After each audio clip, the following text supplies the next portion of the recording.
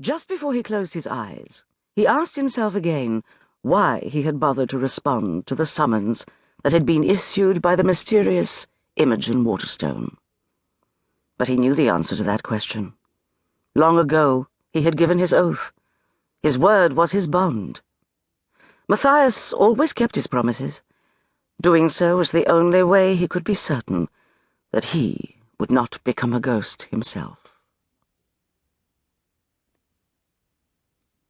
Chapter 1. Matthias was rudely awakened by a woman's blood-curdling scream. A second female voice, this one as crisp as the green apples of ancient Zamar, interrupted the horrified cry. "For heaven's sake, Bess," the apple-tart voice admonished, "must you screech at the sight of every cobweb? 'Tis extremely irritating. I'm trying to accomplish a great deal this morning, and I can hardly do so if you shriek at every turn." Matthias opened his eyes, stretched, and sat up slowly in the sarcophagus. He glanced at the open door of the bedchamber just in time to see a young maid crumple to the floor in a deep swoon.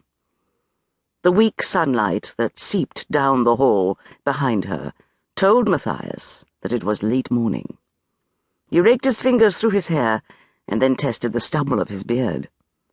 He was not surprised that he'd scared the maid into a faint. "Bess?" Crisp, fresh apples again.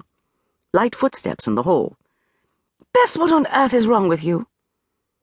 Matthias rested one arm on the edge of the stone coffin and watched with interest as a second figure appeared in the doorway. She did not see him at first. Her full attention was focused on the fallen maid. There was no mistaking the fact that the second female was a lady. The long apron that she wore over her serviceable grey bombazine gown could not disguise the elegant line of her spine or the high, gently rounded curve of her breasts. The determined set of her shoulders bespoke an innate pride and a purposeful air that had been bred into her very bones. Matthias contemplated the lady in growing fascination as she hovered above her maid. He swept a critical eye over her, cataloguing the various parts of her form, much as he would assess the carving of a Zamarian statue. She had made a valiant attempt to confine a voluminous mass of tawny brown hair beneath a practical little white cap. Several tendrils had escaped imprisonment, however, and bounced around her fine-boned face. That face was turned partially away from Matthias's view, but he could make out high cheekbones, long lashes, and a distinctive, arrogant nose. A strong, striking face, he concluded. It conveyed the essence of the forceful spirit that obviously animated it. The lady was no young chit, fresh out of the schoolroom, but on the other hand, she was not nearly so ancient as himself. Then again, few people were. In truth, he was 34, but he felt centuries older. He estimated that Imogen was 25. He watched as she dropped a leather-bound journal onto the carpet and knelt impatiently beside her maid. There was no sign of a wedding ring on her hand.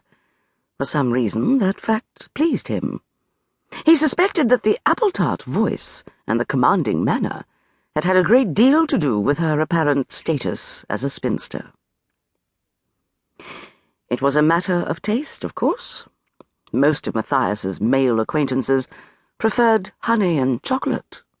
He, however, had always favoured something with a bit of a bite when it came to after-dinner delicacies. "Bess, that is quite enough. Open your eyes at once, do you hear me?" Imogen produced a vinaigrette and waved it briskly under the maid's nose. "I really cannot have you screaming and swooning every time you open a door in this house. I warn you that my uncle was a very odd man, and that we were quite likely to come across some rather strange items when we inventoried his collection of sepulchral antiquities." Bess moaned and rolled her head on the carpet. She didn't open her eyes. "I seen it, ma'am. I swear it on me mother's grave." "What did you see, Bess?" "A ghost. Or maybe it were a vampire. I'm not sure which." "Nonsense."